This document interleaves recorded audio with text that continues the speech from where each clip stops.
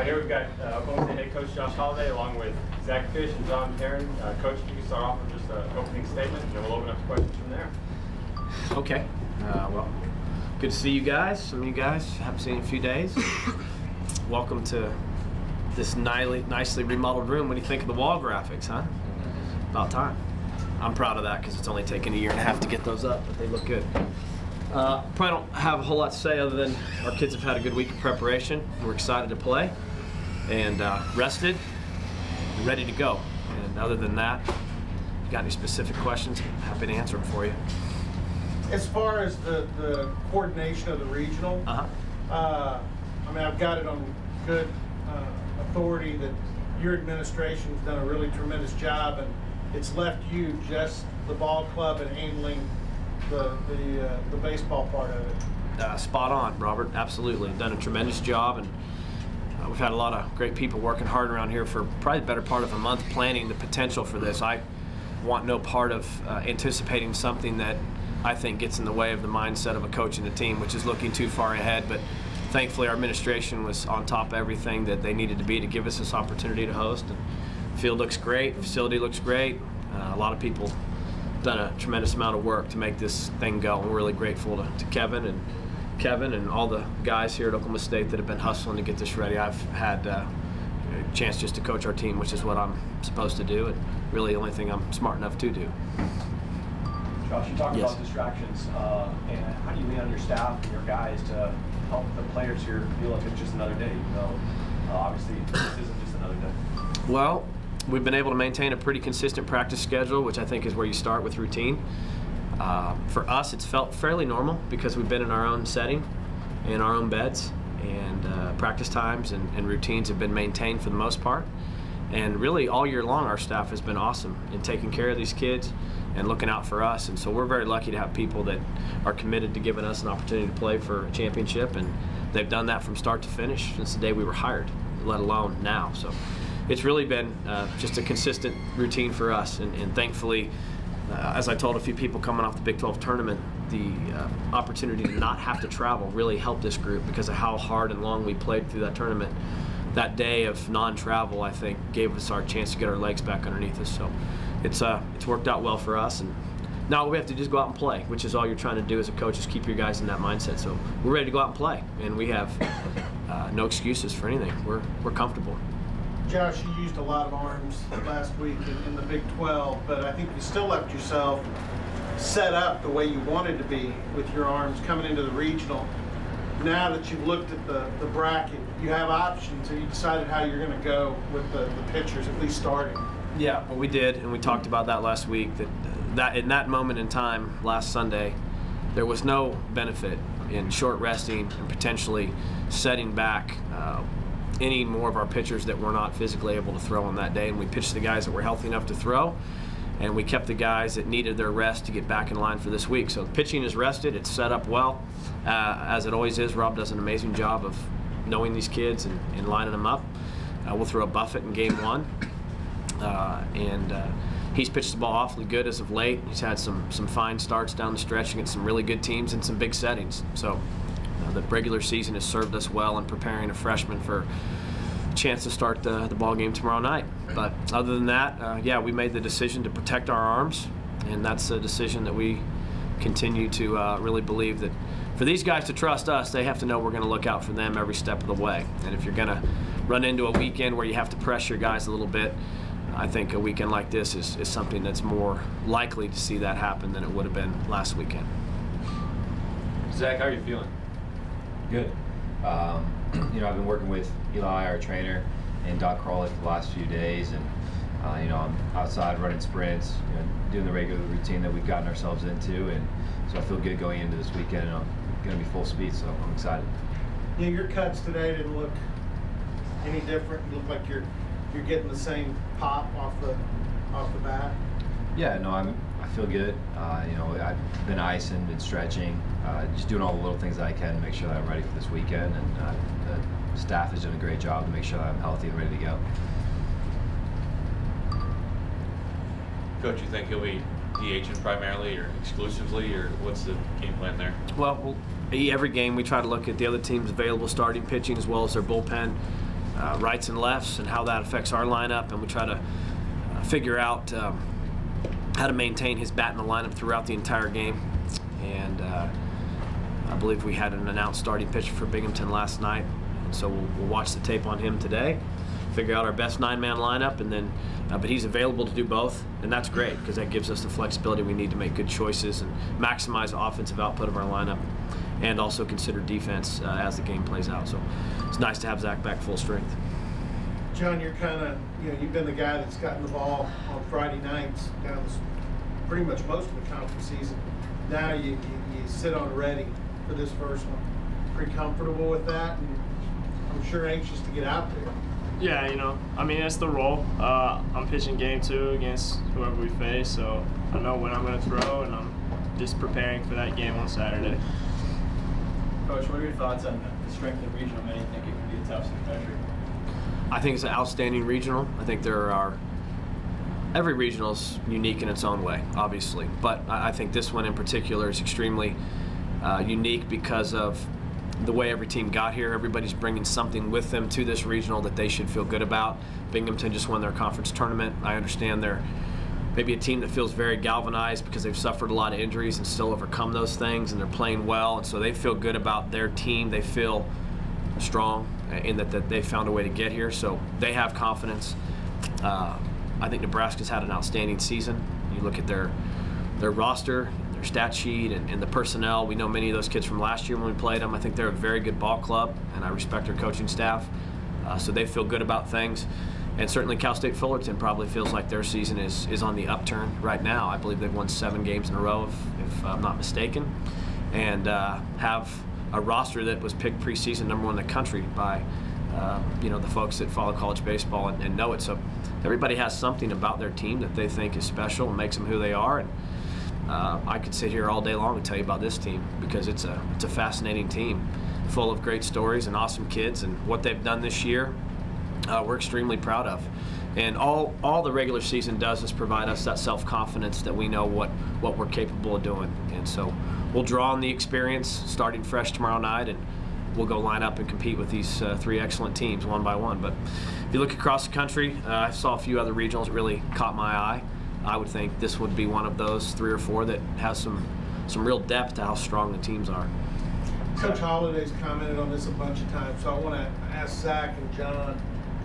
This is a unique team with all the platoon spots in the lineup, with as many arms that go out and pitch. Talk about how there's more guys seemingly involved in the effort here than there is maybe with a lot of teams, maybe with a lot of the teams you've been on. Comment on that.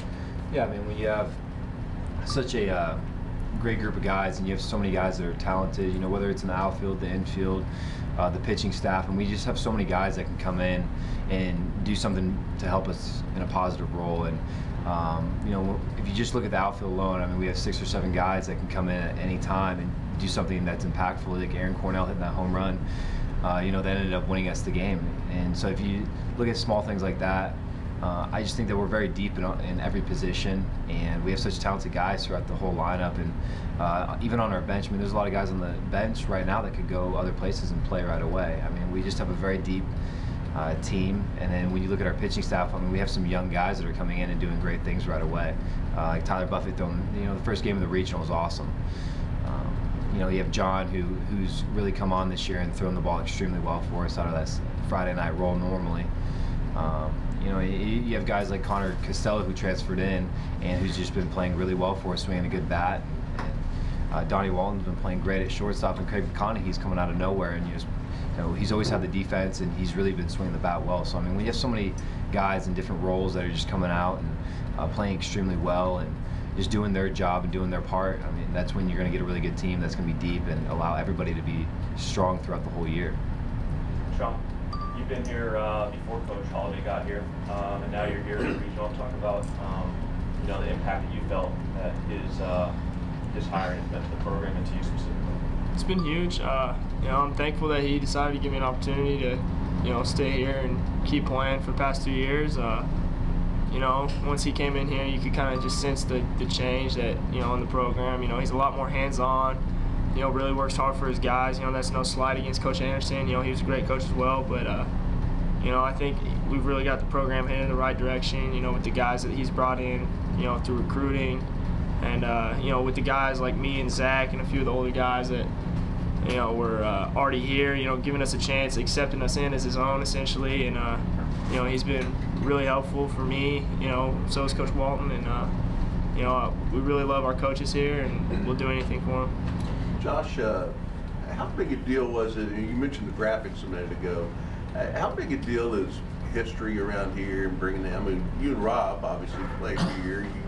You've been around since you were running around the stadium up here. I mean, how big a deal was that to get this program back so fast? And was history really on your side, what they had done here? Well, history is important to me, John. It's important to this program because what this program can mean to a coach, let's say in this situation, maybe Rob and myself who played here, can be shared through words and actions with the team that's here now.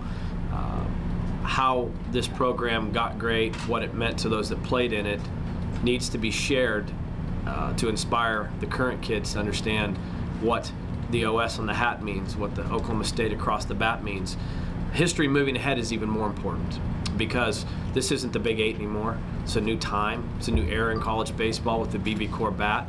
So as proud as we are of what's on the wall, because that's who we are, that's our history, we celebrate that just so that we can appreciate and celebrate the men that made Oklahoma State baseball special. And most importantly, bring everyone back together to celebrate these kids that are going to make it special again. And this team has done that. And I say that because you know, people say we don't like the bunt. Well, too bad. We're going to bunt. We like to hit home runs. Well, so do we. But you know what? Bats aren't the same anymore. Well, we should win every conference tournament. Well, too bad.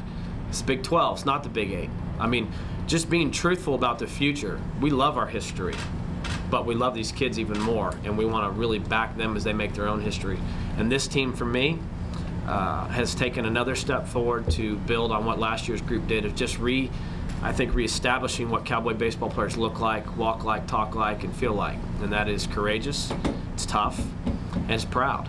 And I'm really grateful to these kids for how they've performed and putting their program, as you are sitting here today for a reason, back in position to be relevant. And that's hosting regionals, it's winning conference championships, and it's creating a life experience where these guys 30 years from now are going to tell people about this team, what it meant to be on this team, how this team was built, and the brotherhood that they felt. So if you can get those things right in a locker room, and you can get those things right about what it means to play here, you use that history to feed that animal, then I think you can have a sustained run of success here. And that was our goal when we came. So it's really more a compliment to the players for taking that and making it actually happen. Can you play, for both you players, can you guys see that in like Rob and Josh, guys that played here when things were really unbelievable around here? I mean, can you see that in your coaches, their passion, and does that kind of inspire you guys to help you think, yeah, for sure, get back? That's why we wear the OS again. I mean, from day one, especially this year, we talked about, you know, respecting the OS, and, you know, we know our history here. It's all over the walls. You know, we understand what kind of program we play in, and that's what we play for. We just want to continue the winning tradition here at Oklahoma State. I think it's interesting too, John, you mentioned Rob and I because we played here, but to get Marty Lees to leave Oregon State, this man was part of 2 national championships, 3 College World Series. He's the head coach in waiting at the #1 seed in this tournament. And his recollection, when I asked him if he'd be interested, he starts dropping 1980s names of the kids and the teams that he watched as a young athlete. So the image and the lasting impression of the history here is what helped draw him here as well. So I think history is powerful, and like I said, there's nobody that has a greater appreciation for these people. Those are my heroes.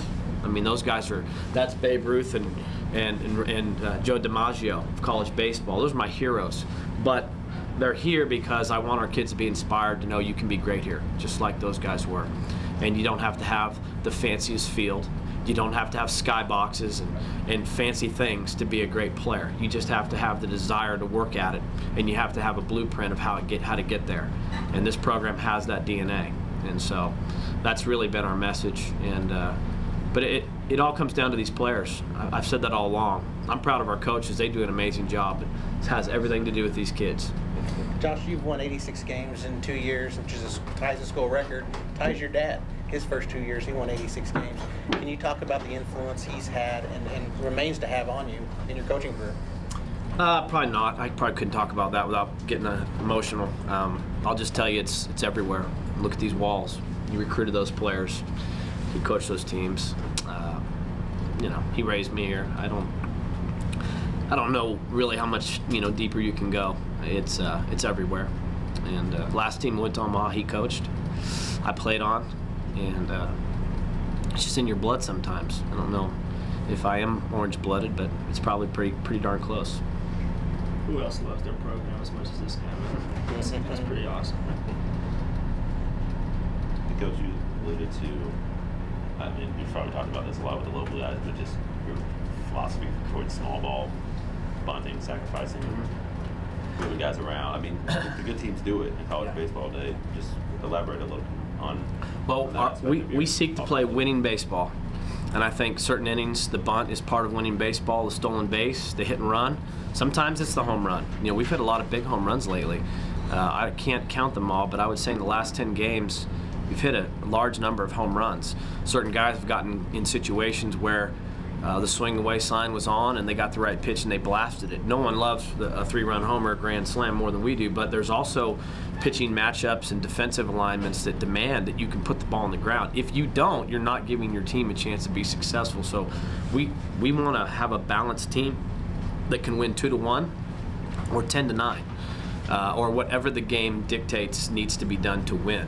I think we've sacrificed bunted a fairly high number this year. We've walked a fairly high number of times. We've stolen bases when it's been appropriate, and we've hit some home runs. So I think we're becoming a more diverse offense, and that's something I think you have to be in modern baseball. If you're just waiting on a home run and you face a great pitcher who can hold runners and you can't get the ball airborne, you don't just get shut out or get beat and walk by and say, well, he had a good day. Well, that's not an acceptable outcome. You're playing to win. And so if a guy's got to get hit by a pitch and you got to bunt him to second, and he's got to steal third and you knock him in with a ground ball, that's good baseball. So we're trying to teach these kids BB Core era baseball, which is sound baseball in all phases. And if you've studied the teams that have won national championships recently in college baseball, I think UCLA proved that to everyone last year. I don't know if their team batting average was 247, I think. They won a national title with pitching, defense, timely hitting, and the ability to score runs. So that ballpark up there, as beautiful as it is, if you think you're going to go up there and hit home runs and win a national championship, then you haven't watched the games on TV or played in it, because it is not a home run oriented field. You need to run, you need to pitch, you need to play defense, you need to be able to bunt guys up, and you got to be able to hit 2-strike singles if you want to win a 1-run game. And we're just trying to study our game and prepare our team to be able to handle that. Anything else? Thanks a lot, guys. Thanks for coming.